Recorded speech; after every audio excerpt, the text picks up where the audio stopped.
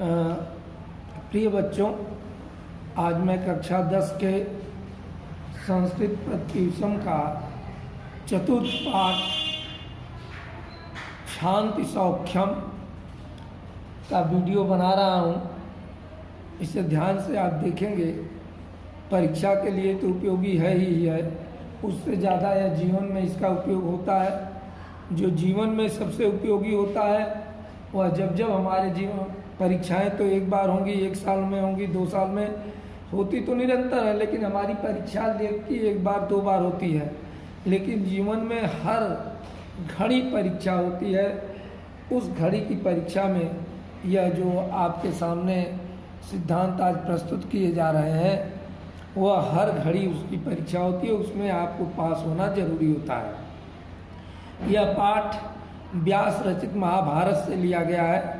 महाभारत को आप जानते हैं, वेद व्यास जी इनकी रचना की है। अपने शिष्य और संजय को दिव्य दृष्टि प्रदान करते हुए, संजय जो उनके एक शिष्य थे महाभारत में, जिन्होंने दूरदर्शन की तरह दूर से ही देख रहे थे महाभारत को, दिव्य दृष्टि उनके पास थी। सुदूर महाभारत का आंखों देखा हाल संजय ने धृतराष्ट्र को सुनाया था। प्रस्तुत पाठ के अंत में सरसैया पर लेटे हुए भीष्म पितामह द्वारा युधिष्ठिर को दिए गए उपदेश का कुछ अंश है, और यह अंश अंत में युधिष्ठिर अपने दादा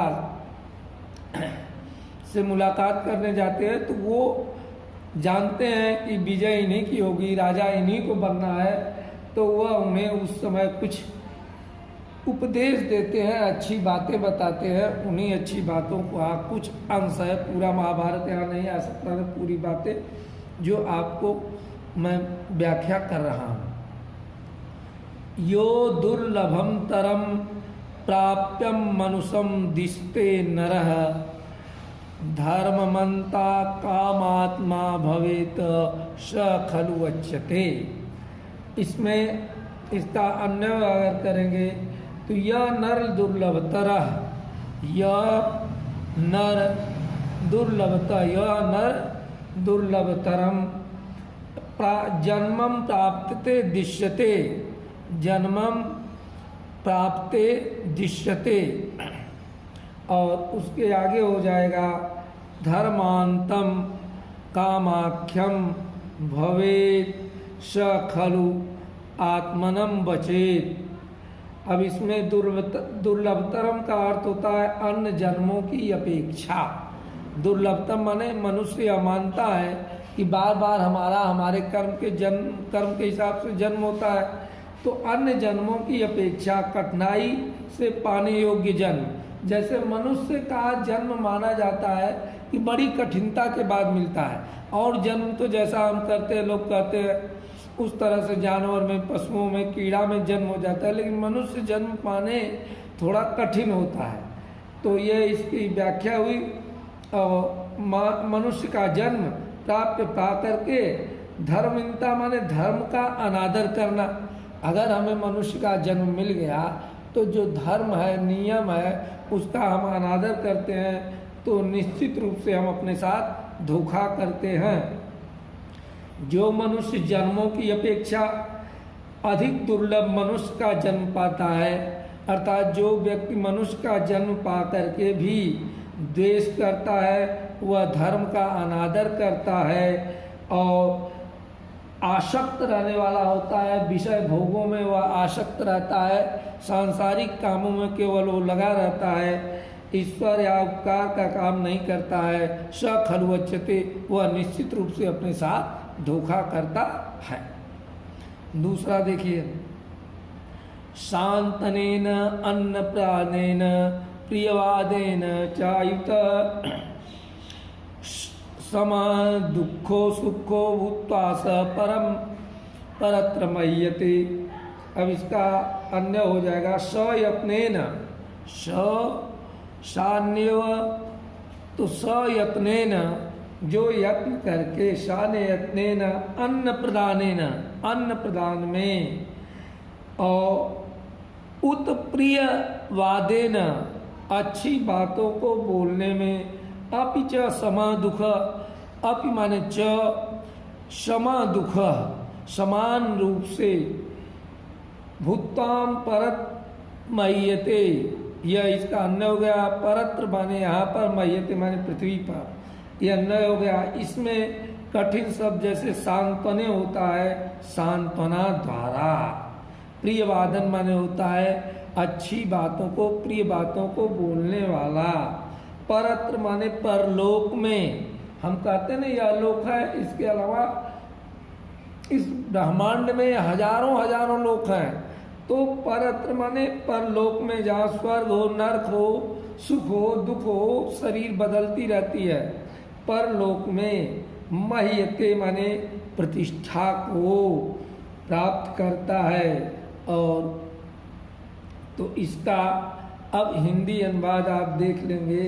बता रहे हैं हम कि जो मनुष्य दूसरे को सांत्वना प्रदान करता है, अर्थात उसे सहयोग, उसको विश्वास दिलाता है, सांत्वना देता है, और अन्नदान करता है, सन्नता प्रदानम अन्नदानम, अन्नदान करता है, प्रिय वचन बोलता है, संतुष्ट करता है, मतलब वह अनाज को दान देता है, अच्छी बातें बोलता है, उसे संतुष्ट करता है, चायुक्त संतुष्ट करता है। वह मनुष्य सुख और दुख में, श्रम सुख दुख, सुख में और दुख में सम बराबर रहता है वो प्राणी भूता। तो इस संसार में भी प्रतिष्ठा पाता है। सपरित्र पर्यते, इस संसार में भी सुख पाता है, और मरने के बाद या शरीर का परिवर्तन, मरना तो माना नहीं जाता है, परिवर्तन माना जाता है। महाभारत में ऐसी ही शिक्षा मिली है। तो मरने के बाद भी वह उस लोक में भी सुख प्राप्त करता है, जो सांत्वना देता है, जो अन्नदान देता है, जो अच्छी बातें बोलता है, दुख में और सुख में दोनों में बराबर रहता है। इस लोक में भी और परत्यत्र में, ये माने दूसरे लोक में भी हर जगह वह प्रतिष्ठा को प्राप्त करता है। अच्छे लोग कहीं भी हो वो प्रतिष्ठा को प्राप्त करते हैं। इस तरह से यह आपका दूसरे श्लोक का अर्थ रहा। अब तीसरा श्लोक देखिए। अकृष्यमानी न कृष्यो मन्ये नूनम वित्तिच्छिता आक्रोष्टारम निर्दहति सुकृतम च तितिर्छत। इसमें कुछ कठिन है शब्द, उसको बता दे रहा हूँ। जैसे आक्रोश माने गाली या अपशब्द करना, किसी को दुख पहुँचाना, और आक्रोशित माने गाली दी जाना है। आक्रोशित माने गाली दिया जाना। तिच्छिता माने क्षमाशील व्यक्ति। दो प्रकार के व्यक्ति हैं, किसी ने किसी को कष्ट पहुंचाया, दुख पहुंचाया या गाली दिया। एक व्यक्ति ऐसा है, वह कोई भी आया उसे सुख प्रदान करने की कोशिश किया, हमेशा सुख देता। अगर उसे वो गाली भी देता है तो उसके बदले वो गाली नहीं देता है, ऐसा। अप्रोष्टारम माने गाली देने वाले को, जिसको गाली दिया गया। आक्रोष्टारम दूसरा व्यक्ति जिसको गाली दिया। और मनु क्रोधम, मनु माने क्रोधम, और निदहत माने जलाता है। सुकृत्यम माने पुण्य को। जैसे आप बाजार में जाते हैं तो स्वास्थ्य की चीज़ें नहीं खाते हैं, और स्वास्थ्य की चीज़ें नहीं खाते हैं तो आपको वह नुकसान ही करता है। उसी प्रकार से यह जो हमारा चरित्र है, इस चरित्र का भी असर हमारे ऊपर पड़ता है। जैसे अब क्या कर रहा है, जो मनुष्य क्षमाशील है और गाली दिए जाने पर भी तिच्छिता माने वह उसके बदले में गाली नहीं देता है। आक्रोष्टम निर्दहत, वह गाली नहीं देता है। ऐसे मनुष्य संपूर्णतया को भस्म कर देता है और क्षमाशील की पुण्य को प्राप्त होता है। अर्थात जिसको जो गाली जिसको दिया जाता है वह गाली को क्षमा कर देता है और उसको पुनः गाली नहीं देता है। वह अपने सुकृत से, इस सुकर्मों से अपने को पुण्य अर्जित कर लेता है। जो केवल गाली देता है, न दिया गया तो भी गाली देता है, तो ऐसा व्यक्ति अपने पाप का संग्रह करता है। इस नाते हमेशा, अब जैसे आपने अच्छी चीज अपने हाथ में रख लिया, फूल रख लिया, आपने चावल रख लिया, तो ये किसी को दान दे दिया, फूल की गंध आपके हाथ आए में, आपने अपने हाथ से कोई खराब चीज उठा लिया, दुर्गंधित चीज उठा लिया, तो वो तो गंदा स्वयं है, आपके हाथ को, आपके मन को, आपको गंदा करेगा। इस नाते जो कर्म नहीं करने लायक है उन्हें नहीं करना चाहिए। इस तीसरे श्लोक से हमें ही यही शिक्षा मिलती है। अब श्लोक संख्या 4 है। शक्तस्य बुद्धिश्च चलति मोहजाल विवर्धनी मोहजालावृत्तो दुःखमयी चारित्रं चास्नुते। इसमें है, इसकी पहले अन्य देखिए, शक्तस्य मोहजाल, शक्तस्य मोहजाल विवर्धनी बुद्धिश्चलति, शक्तस्य मोहजाल विवर्धनी बुद्धिश्चलति और मोहजाल वृत्त, मोहजाल वृत्तौ और इह दुःखमिह इह दुःखम अमुच माने और अत्र दुखितम अनुष्यते। अब इसमें अर्थ देखिए कि शक्तस माने संसार के प्रति आसक्त रहने वाला, अर्थात संसार में जो मोह माया है उसके सुख के, ये गाड़ी, ये मोबाइल, ये घर, ये मित्र, ये दोस्त, किताब नहीं मित्र है, दोस्त मित्र है, इस तरह से संसार की वस्तुओं को जो नष्ट होने वाली उसमें आसक्त रहने वाला।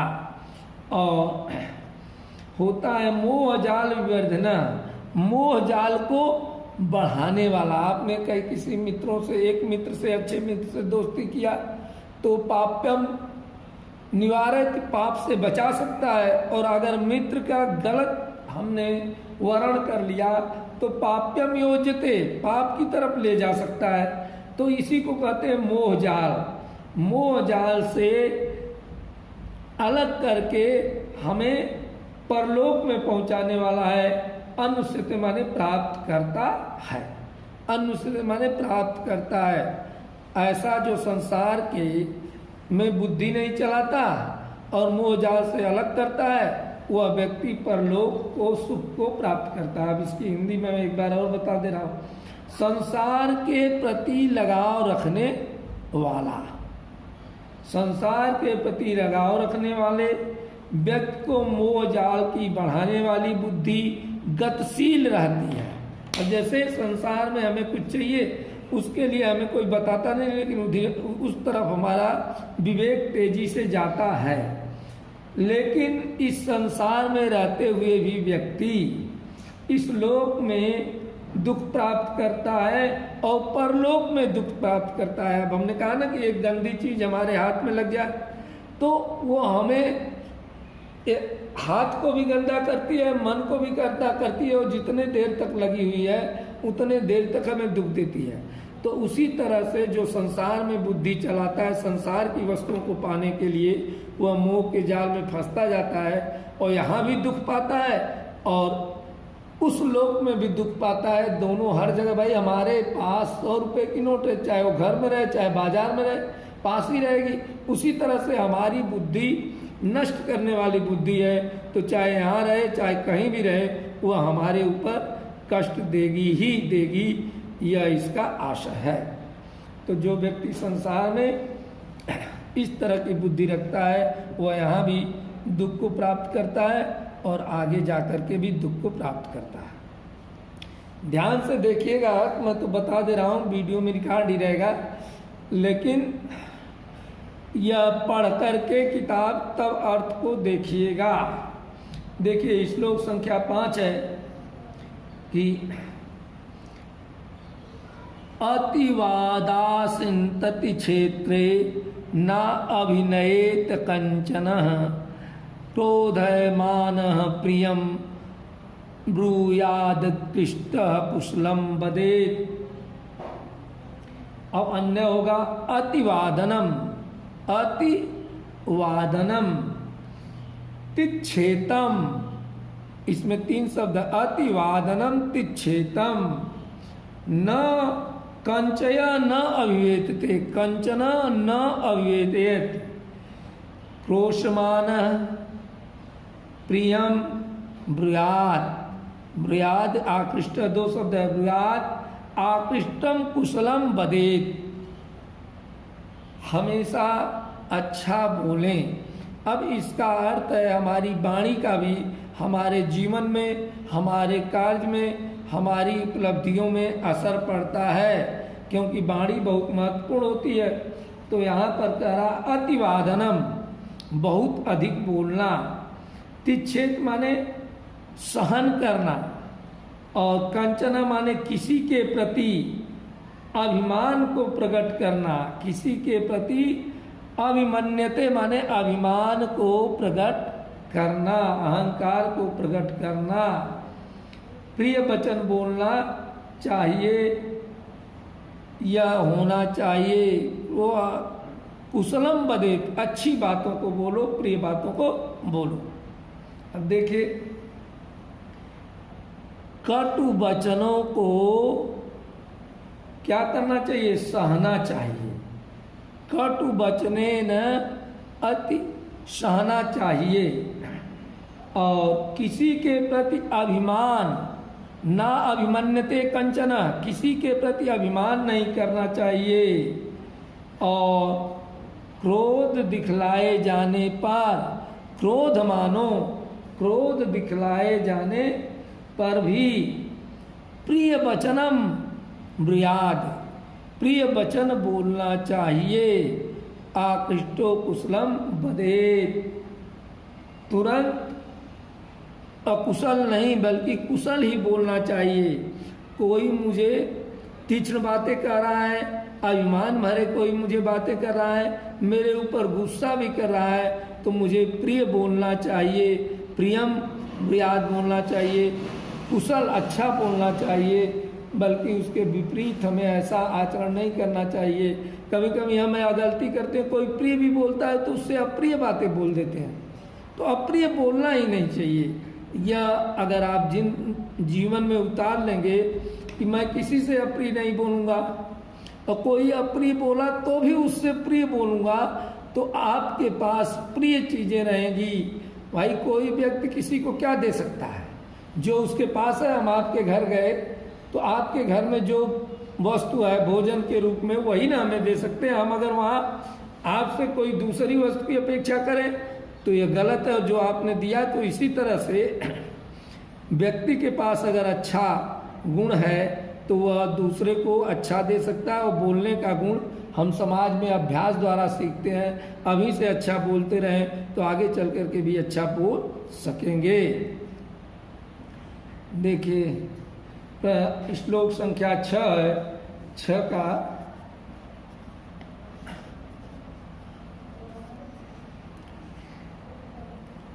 भैषजम् एतद् दुःखस्य यत्नेता अन्नु चिन्तयेत्, चिन्तनमानं हि वेति भूपश्च पिपर्वर्धते। इसका अन्य देख लीजिए, एतद,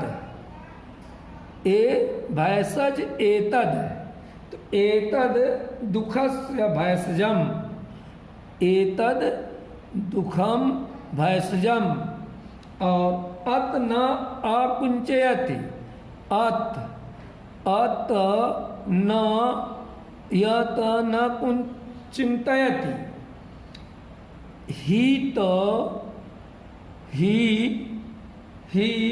चिंतयमानम, ही चिंतयमानम, न वेति, न वेति, ही चिंतयमानम न वेति, भूय च अपि परिवर्धते, भूय च अपि परवर्धते। इसका अन्य हो गया। अब इसका आप अर्थ देखिए, इसमें भैषजम माने होता है औषधि या दवा। भैषज माने औषधि या दवा। अनुचिंतयति, चिंतन करना चाहिए, सोचना चाहिए। अनुचिंतयति, सोचना चाहिए। और न व्यति, कम नहीं होता है। न व्यति, कम नहीं होता है। और इस प्रकार से यह दुख की औषधि है, इसकी चिंता नहीं करनी चाहिए। जैसे हमें कोई दुख हो गया तो उसको हम ये सोचें कि यही दवा है, इस दुख को दूर करना चाहिए, तो यह न चिंता तुम, यह सोचना नहीं चाहिए। इसकी चिंता छोड़ दीजिए। चिंतन माना, निश्चय ही चिंतन किया गया दुख कम नहीं होता है। चिंतयमानम न ही वेति, सोच जिस चीज की हम चिंता करते हैं, न ही वेत, वह खत्म नहीं, समाप्त पूर्णता नहीं होता है, बल्कि भूयश्ची परिवर्धते, बार बार और अधिक बढ़ता है।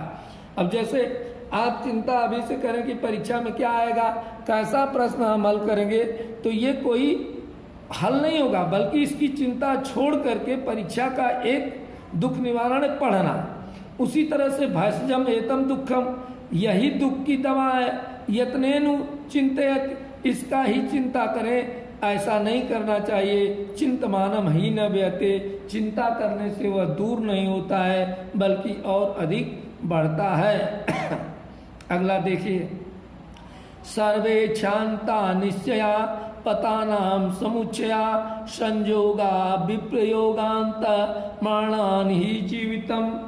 इसका ये अन्य देखिए, सर्वे निश्चया क्षियांता, सर्वे निश्चया क्षांता, समुच्छया, समुच्छया पतन नातः, संयोगा विप्रयोगात मरणंत ही जीवनम। अब इसका निश्चय माने संग्रह करने से, बटोरने से, निश्चय माने संग्रह करने से, बटोरने से। क्षयता माने खर्च होना, क्षण में ही आने वाला। समुच्छया माने ऊंचाई पर, और पतंतया माने नीचे, ऊंचाई पर जाना, और पतंतया माने नीचे आना। और इस तरह से विप्रयोगता, वियोग के दुख से, विप्रयोगतांता, योग के दुख से, मरणंत, मरने वाला, मरण में, अंत में मरने वाला। अब इसका हिंदी देखिए, सब संग्रह, सर्वे क्षयंता, सब संग्रह, निश्चय माने संग्रह करने वाला, क्षय अंत में आने वाले हैं। जो भी चीज हम बटोरेंगे, जिस चीज का संग्रह करेंगे, वो नष्ट होगा ही होगा। पता है माना समुच्चय, ऊंचाई में पतन आने वाला है, जो बहुत ऊंचाई तक चला गया वो नीचे आएगा। और संयोग वियोग के अंत में आने वाले, संयोगा वियोगा, अंत आने वाले, जीवन मृत्यु में आने वाला है, और मृत्यु जीवन में आने वाला है। अर्थात सभी वस्तुओं का संग्रह करना, उसका क्षय होगा, जो ऊंचाई पर है उसका पतन होगा। संयोग है जो दुख का कारण है, उसके बाद सुख का कारण आएगा। और अगर मरण है तो जीवनम है, अगर जीवन है तो मरण होना है। इससे कभी चिंता नहीं को करनी चाहिए।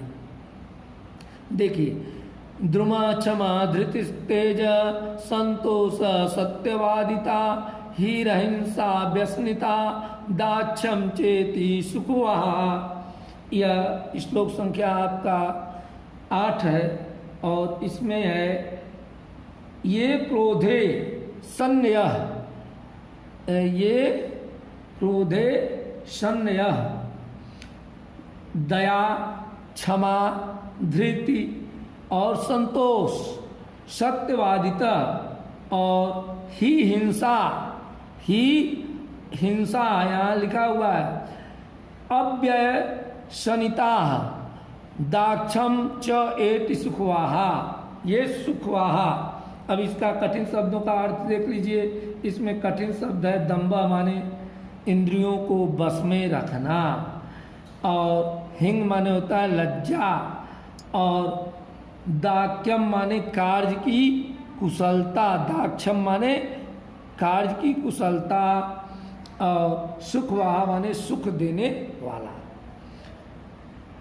जो मन को, इंद्रियों को दमन कर लेता है, क्षमा और धैर्य को, तेज को, संतोष को, सत्य को बोलना सीख जाता है, वादिता बोलना सीख जाता है, जिसके हृदय में लज्जा, अहिंसा और दुर्व्यसन, बुरे व्यवहार नहीं होते हैं, वह निपुणता को प्राप्त करके मनुष्य को सुख देने वाले होते हैं। जैसे मनुष्य मनुष्य को सुख देता है, मनुष्य मनुष्य को दुख देता है। तो जो ऐसे लोग हैं, अपने हृदय के अहंकार को खत्म करके क्षमा सीखना, अपने अंदर धैर्य, तेज और संतोष, सत्य बोलना जान जाते हैं, और लज्जा को अपने साथ। अब कोई निर्लज्ज व्यक्ति है, वह किसी को कुछ भी कह सकता है, उसे कोई प्रकार की लज्जा नहीं है, तो ऐसे व्यक्ति ही दाक्षम माने योग्यता को धारण करते हैं और अपने भी सुख पाते हैं और दूसरे को सुख दे सकते हैं। नहीं तो आदमी की बस में सुख देना